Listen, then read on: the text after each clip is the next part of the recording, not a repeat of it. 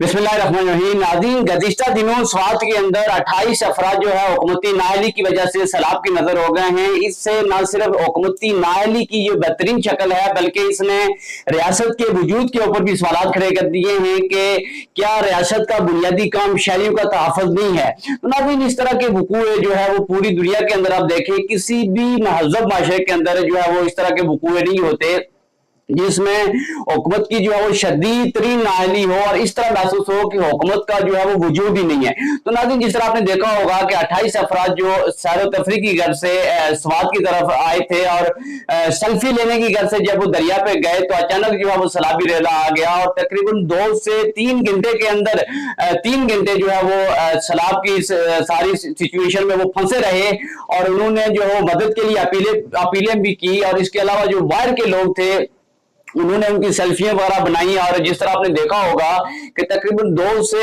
Above जो time गुजरने के बावजूद कोई हुकूमती मशीनरी या हुकूमत की तरफ से कोई नुमाइंदा जो है वो उनकी मदद के लिए नहीं आया।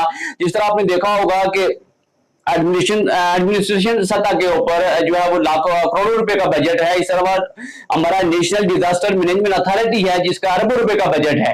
तो नाज़रीन, ये सारी सिचुएशन देख के यूं महसूस होता है कि जिस तरह की हुकूमत की जो तरजीहात हैं या जो हमारे सियासतदान हैं उनकी जो तरजीहात हैं वो अवाम नहीं है बल्कि उनकी अपनी पॉलिटिक्स है, उनके जो अपने मुफादात हैं। तो नाज़रीन, इस सारे वकूए को ना सिर्फ नेशनल मीडिया ने बल्कि इंटरनेशनल मीडिया ने कवर किया है जो एक बहुत ही शदीद संगदिली है हुकूमत की। तो नाज़रीन, इस तरह की सिचुएशन में जो है वो जो महज़ब माशरे हैं या जो एडवांस टेक्नोलॉजी वाले मुल्क हैं वहां पहले से बावर करवाया जाता है और हिफाजती इंतजाम करवाए जाते हैं। तो नाज़रीन, इस सारी सूरत में जिस तरह आपने देखा कि स्वात जो है एक टूरिस्ट इलाका है और गर्मियों के मौसम में जो है वो बड़ी तादाद में टूरिस्ट जो है वो इन इलाकों का रुख करते हैं। तो नाज़रीन, यहाँ पे जो है वो इन टूरिस्ट से जो है वो अरबों रुपए कमाया जाता है। तो क्या इनकी हिफाजती इक़दाम के लिए जो है वो कोई प्लान नहीं है हुकूमत के पास।